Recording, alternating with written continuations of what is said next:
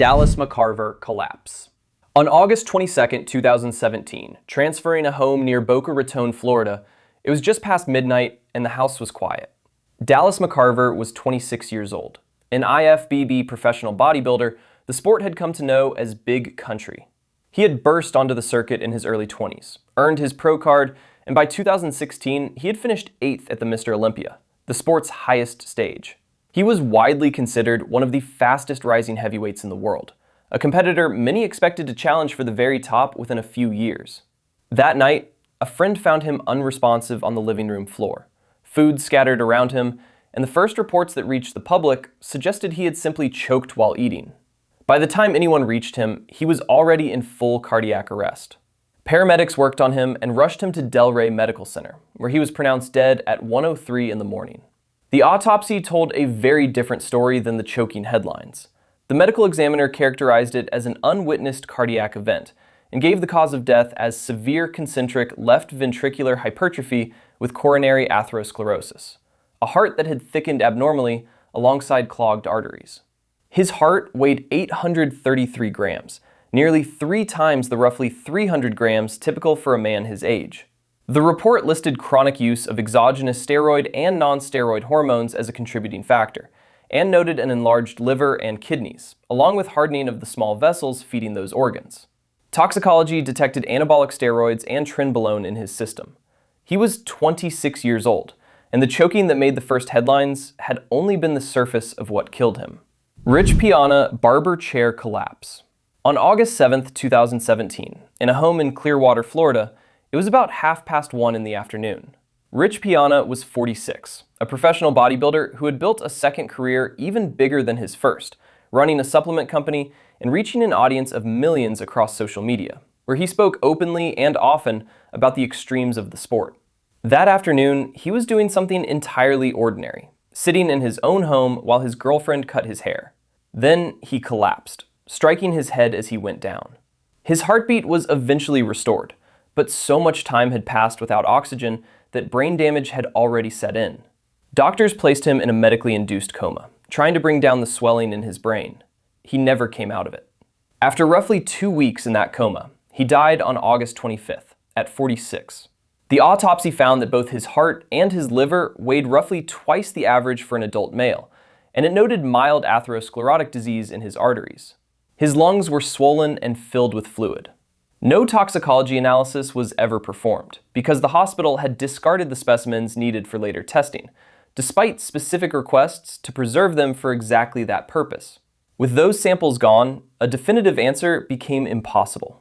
The medical examiner ultimately listed the cause and manner of death as undetermined, and for one of the most visible figures the sport had ever produced, the record simply closed without a clear cause.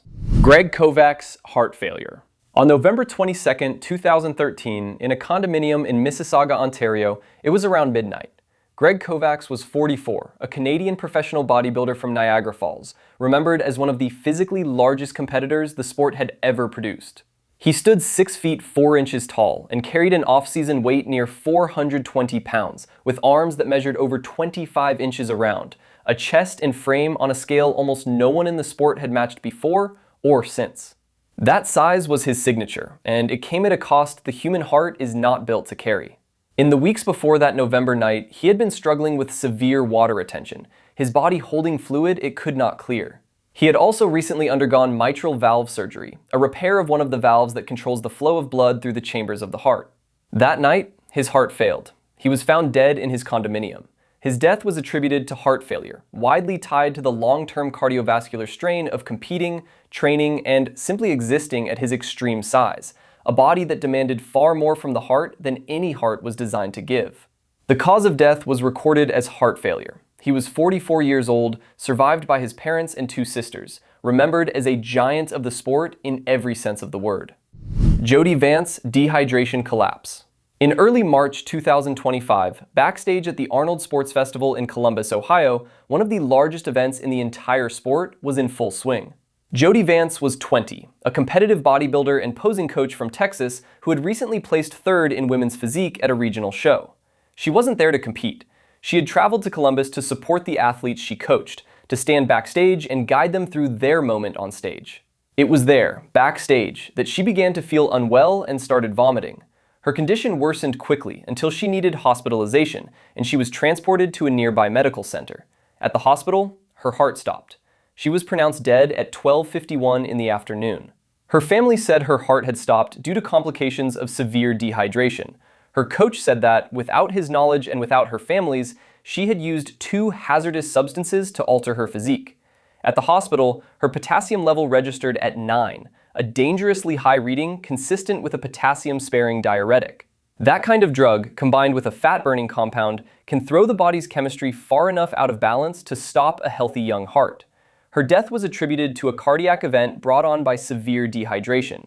She was 20 years old, a coach who had come only to help someone else compete. Cedric McMillan treadmill collapse. On April 12, 2022, in South Carolina, a decorated athlete and soldier stepped onto a treadmill for an ordinary workout. Cedric McMillan was 44, one of the most respected professional bodybuilders of his generation and the winner of the 2017 Arnold Classic, a title named for the sport's most famous figure. He was also a career soldier, a member of the South Carolina National Guard who had served more than 20 years in the United States Army and risen to the rank of Sergeant First Class. He had been open in the time before about the state of his heart. In 2021, he had a near-death experience after contracting the coronavirus, ending up in the hospital, struggling to breathe, and diagnosed with pneumonia, an illness he later said had left lasting damage to his heart and lungs. On that April day, while he was on the treadmill, he suffered a heart attack. Emergency responders were called, but the cardiac event was too severe. He was pronounced dead at 44. His death came after months of visible health struggles, and it landed hard on a sport that had watched him for years as a champion and a soldier. He was 44 years old, a 2-decade Army veteran and a champion, gone in the middle of an ordinary workout. Nasser El Sonbaty, organ failure. On March 20th, 2013, in Cairo, Egypt, a man had come to stay close to his family. Nasser El Sonbaty was 47, an IFBB professional bodybuilder of Egyptian and Yugoslav descent who had been one of the most formidable Mr. Olympia contenders of the 1990s, a competitor famous for enormous size paired with hard, dry conditioning, and for pushing the sport's biggest names to their limits on the Olympia stage. In the years after his competitive career ended, his health declined sharply. His kidneys progressed toward renal failure, tied to a persistent and aggressive infection his body could not shake, and that failure steadily weakened an already compromised heart. He had reached the point of needing a heart transplant, but he did not qualify as a candidate for one, and so he made a choice. Rather than spend his remaining time chasing a transplant he could not get, he chose to spend his final days with his family in Egypt. He died in his sleep. His death was attributed to complications of heart and kidney failure, and his long-acknowledged use of anabolic steroids is widely cited as a contributor to the organ failure that ended his life. The cause of death was recorded as heart and kidney failure. He was 47 years old, and he died quietly, surrounded by the people he had come home to be with. Mike Matarazzo, transplant wait. On August 3, 2014, at Stanford Hospital in Palo Alto, California, a patient was admitted to the intensive care unit. Mike Matarazzo was 48, a professional bodybuilder who had been a star of the 1990s, known for arms and calves so extraordinary that fans traveled to shows just to see them. By then, he was living in Modesto, California, and his heart trouble was not new. A decade earlier, in December 2004, he had undergone open heart surgery for clogged arteries, a procedure serious enough that it forced him to retire from competition. 3 years after that, in November 2007, he suffered a heart attack, his second major cardiac event since the surgery. His heart never recovered the ground it lost. By the time he reached the intensive care unit in 2014, that heart was functioning at only 20 to 25% of its capacity, and he was on the waiting list for a transplant. He died on August 16th, still on that list, at 48. What set his story apart came from his own mouth. In the years before his death, Matarazzo had gone on record saying that steroids were the cause of his health problems, and that he regretted what he had done to his body. One of the very few professional bodybuilders of his era to say it so plainly and so publicly. He died of heart failure while awaiting a transplant that never came, his heart working at a fraction of what a heart is meant to do. Andreas Münzer, organ failure. On the morning of March 12, 1996, at a hospital in Munich, Germany, a patient was admitted after months of stomach pain. Andreas Münzer was 31, an Austrian professional bodybuilder famous across the sport for achieving some of the lowest body fat levels ever seen on a competitive stage. a physique so stripped of fat that the muscle and vein detail beneath his skin looked almost anatomical. That look was his signature, and reaching it demanded a punishing regimen of dehydration and chemistry. The stomach pain that brought him in had persisted for months, and by the time he was admitted, his stomach had begun to bleed. By around 7 that evening, doctors decided to operate to stop the bleeding. Shortly after the operation, his liver and his kidneys failed. His condition was, by then, too severe even for a blood transfusion. He died on the morning of March 14th, 2 days after he was admitted.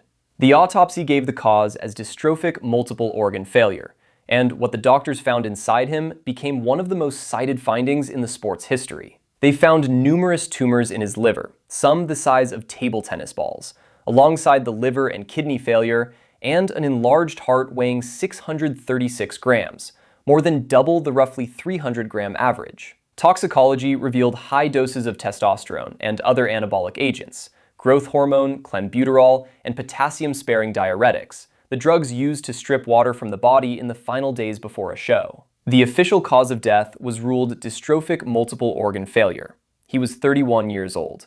Decades later, his death remains one of the sport's most cited cautionary cases, invoked whenever the true cost of extreme conditioning is debated. If stories like this stay with you, subscribe, and tell me what to cover next in the comments.